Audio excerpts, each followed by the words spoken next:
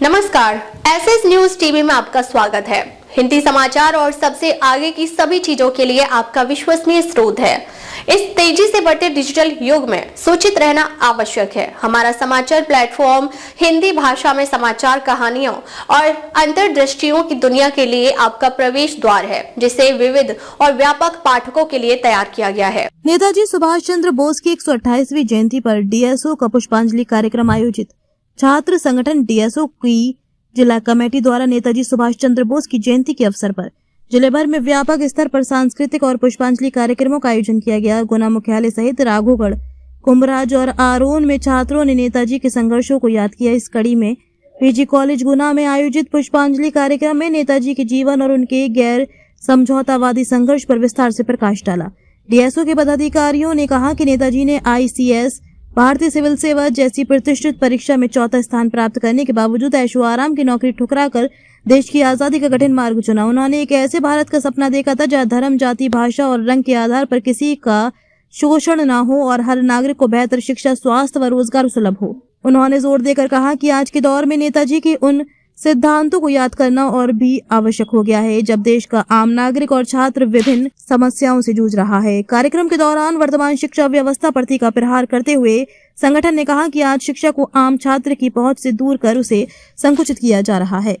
इस दौरान सैकड़ों की संख्या में छात्र छात्राएं उपस्थित रहे। आज हम लोग गुना पीजी कॉलेज में हमारे देश के आज़ादी आंदोलन के महानायक नेताजी सुभाष चंद्र बोस की 129वीं जयंती पर पुष्पांजलि कार्यक्रम और सभा हम लोगों ने यहाँ आयोजित की थी। हम लोग हर साल 23 जनवरी को नेताजी सुभाष चंद्र बोस को इस उम्मीद के साथ मनाते हैं कि नेताजी का सपनों का भारत हम बनाने के लिए सब छात्रों को तत्पर कर सकेंगे।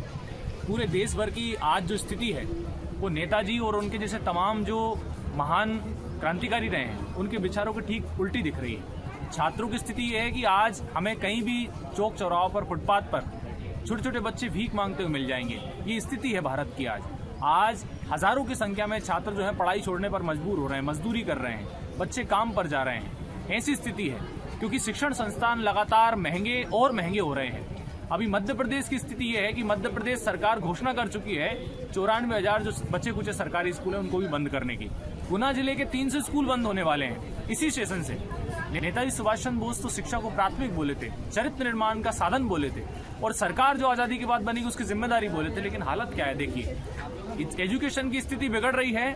चौक चौराहों पर शराब की दुकानें खुल रही हैं, महिलाओं बच्चियों के साथ लगातार अपराध बढ़ रहे हैं। गुना के अंदर ही हमने देखा बमोरी में 15 साल की बच्ची के साथ गैंगरेप हुआ। ये स्थिति हमारे गुना शहर की हो गई है, पूरे मध्य प्रदेश की और देश भर की हो गई है। ऐसे में नेताजी जैसे महान विचार को हमें ले जाना चाहिए।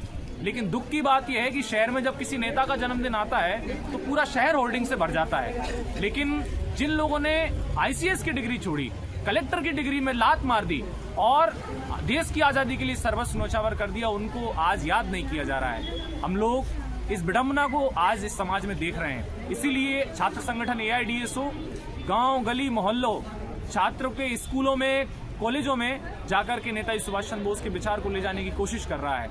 हम आम जनता से अपील करते हैं नेताजी के विचारों को पढ़ें, जाने, समझें और जो सामाजिक स्थिति आज हम लोग देख रहे हैं, किसानों मजदूरों की स्थिति देख रहे हैं, उसके खिलाफ एकजुट हों। हम सशक्त आंदोलन खड़ा करके समाज की स्थिति को बदल सकते हैं। इसी आशा उम्मीद के साथ हम अपील करते हैं नेताजी बोस जिंदाबाद, उनके विचारों को गाँव शहर में फैला दें। अब तक के लिए बस इतना ही। फिर मिलते हैं एक ऐसी ही बड़ी खबर के साथ। तब तक के लिए नमस्कार और देखते रहिए एसएस न्यूज टीवी। अगर आपको वीडियो पसंद आई हो तो लाइक करें व शेयर करें। ऐसी लेटेस्ट अपडेट पाने के लिए बेल आइकन को प्रेस करना ना भूलें। अगर आप हमें फेसबुक या फिर इंस्टा के माध्यम से देख रहे हैं तो हमारे पेज को फॉलो जरूर करें। धन्यवाद।